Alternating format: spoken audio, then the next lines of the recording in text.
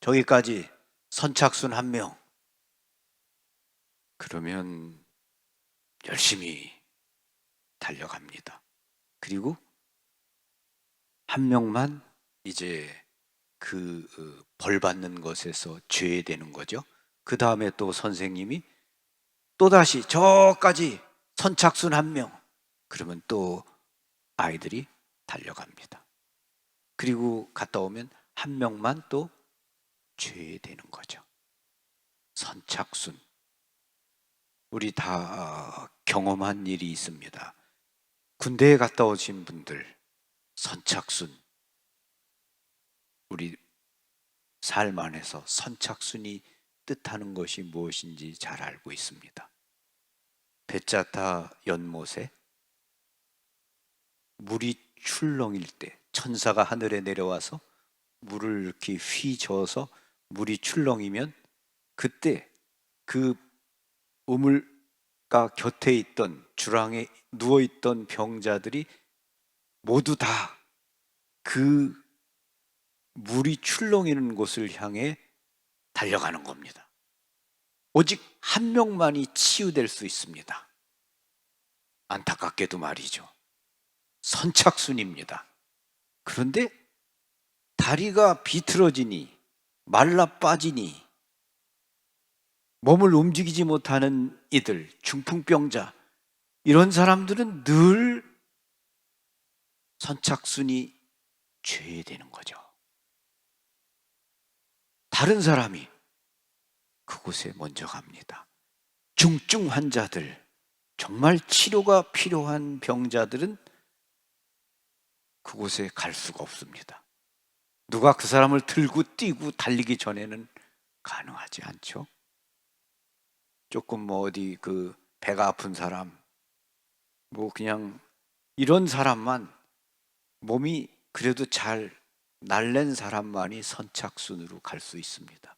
그렇기 때문에 어떻게 보면 이 베짜타 연못은 중증 병자들에게 희망의 장소이기도 하면서 동시에 절망의 장소입니다. 난 선착순 못해. 난 오늘도 안 됐어. 그런 거죠. 우리가 사는 세상, 선착순의 논리가 지배된다면 슬프죠. 예수님께서 그 연못에 가셨을 때 그곳에 아주 오래된 병자, 38년이나 누워있던 병자를 보셨습니다. 38년. 오래된 겁니다. 그 병자를 예수님께서 가서 보셨습니다. 그곳에 있는 아마 병자들 가운데 제일 꼴찌일 겁니다. 그 병자에게 예수님이 가셨습니다. 다른 데 보게 되면 다 병자가 예수님께 치유해달라고 그럽니다. 다윗의 자손이시여 저에게 자비를 베푸소서. 병자들이 먼저 예수님께 와서 치유의 은총을 구합니다. 근데 38년이나 된 병자는 그냥 누워 있었습니다. 근데 예수님께서 먼저 찾아가셨습니다. 예수님은 그 베짜타 연못의 주변에 누워있는 사람들 가운데 제일 꼴찌, 마지막 사람에게 가신 겁니다. 예수님의 관심, 사람들로부터 버림받으니. 세상은 선착순 1등에만 관심이 있습니다. 예수님은 꼴찌, 뒤처진 사람에게 관심이 있죠. 예수님은 그렇게 누워있는 그 병자에게 가서 건강하게 되고 싶으냐라고 물어보셨습니다. 그 말은 이런 말이죠. 내가 온전한 사람이 되고 싶으냐. 그 병자는 그 마음이 강한 사람입니다. 의지가 굳센 사람입니다. 여러분이 보시면 이렇게 대답을 하죠. 그 병자가 예수님께 대답하였다. 선생님, 물이 출렁거릴 때 저를 못 속에 넣어줄 사람이 없습니다. 그래서 제가 가는 동안에 다른 이가 저보다 먼저 내려갑니다. 꼴찌로 도착하더라도 그 사람은 가는 거예요. 포기를 모르는 사람이에요. 끝까지 간다. 그 사람은 물이 출렁거리면 기어서라도 그곳에 가고자 한 사람이에요. 낫고자 하는 의지가 있는 사람이에요. 우리에게 이러한 의지가 있어야 되죠. 예수님께서 그 사람의 의지를 보시고 말씀하십니다.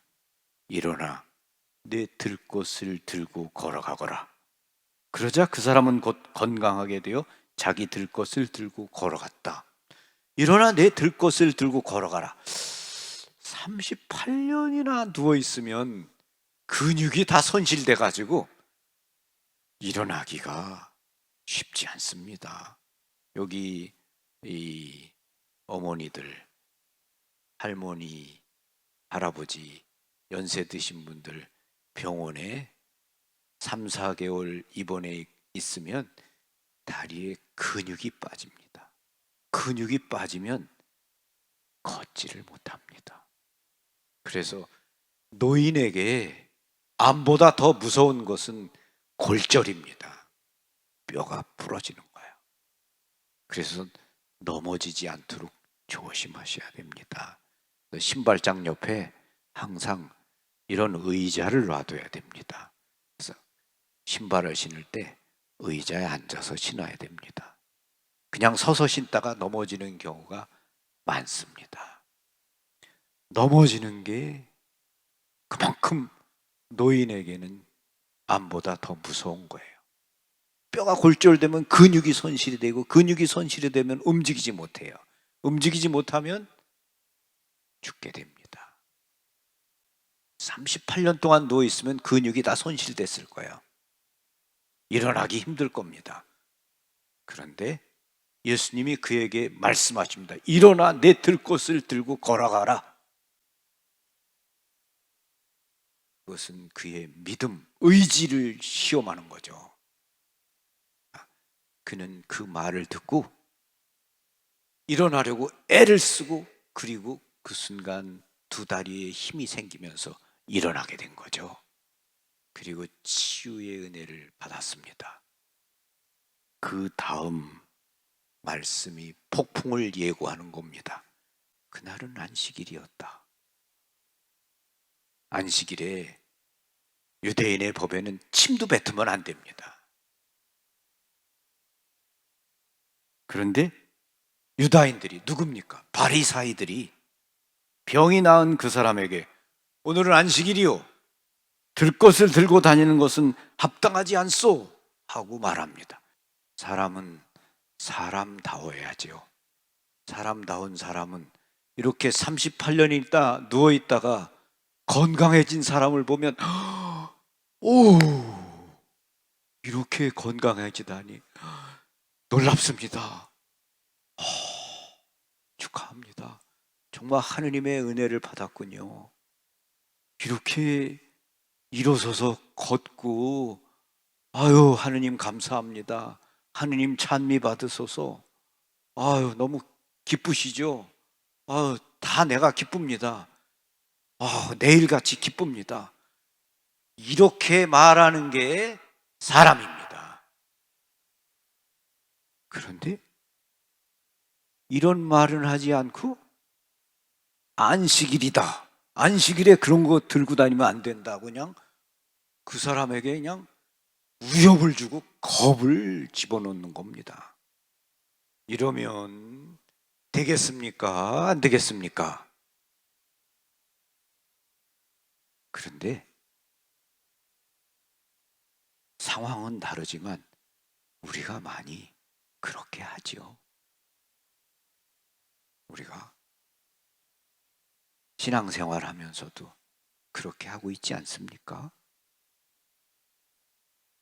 이런 형태의 어떤 판단, 이야기를 해서 상처를 주고 있지 않습니까? 이 사람들은 그에게 겁을 줍니다. 당신에게 그것을 들고 가라고 한 사람이 누구요? 그 사람들이 그 말을 들으면서 두려움을 집어먹었죠. 난 그 사람이 누군지 모릅니다. 나를 들고 걸어가라고 하신 사람이 누군지 모릅니다. 그런데 예수님께서 그 사람에게 왔죠. 그래서 예수님이 넌 이제 건강하게 되었다. 더 나쁜 일이 너에게 일어나지 않도록 다시는 죄를 짓지 마라.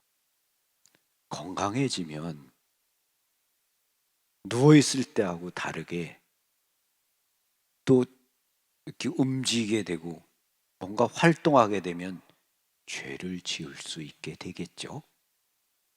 오상에 비우신 분임의 자녀 가운데 한 사람이 있었습니다. 그에게 비우신 분임이 물었습니다. 눈을 뜨고 싶어? 내가 주님께 기도하면 눈을 뜨게 될 거야.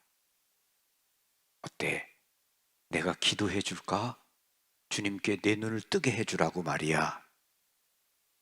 그때 그가 이렇게 말했습니다. 신부님, 제가 이렇게 눈을 뜨지 못하고 태어난 거, 눈을 뜨지 못하는 거, 하느님의 계획이고 섭리시겠죠. 근데 제가 눈을 떠가지고 죄를 짓게 된다면 그냥 눈 안 뜨고 이렇게 살겠습니다. 내가 기도하면 눈을 뜨게 될 거야. 아닙니다, 신부님. 죄를 짓는다면 차라리 눈을 감고 있겠습니다. 비오 신부님께서 그를 꼭 안아주면서 그래, 내 아들아. 눈물 나는 이야기예요. 내가 하느님께 기도하면 너는 보게 될 거야. 그런데 어쩌면 내가 죄를 지을 수 있을지도 모르겠다. 신부님, 그렇다면 그냥 눈 안 뜨고 이렇게 살다가 하느님께 가겠습니다.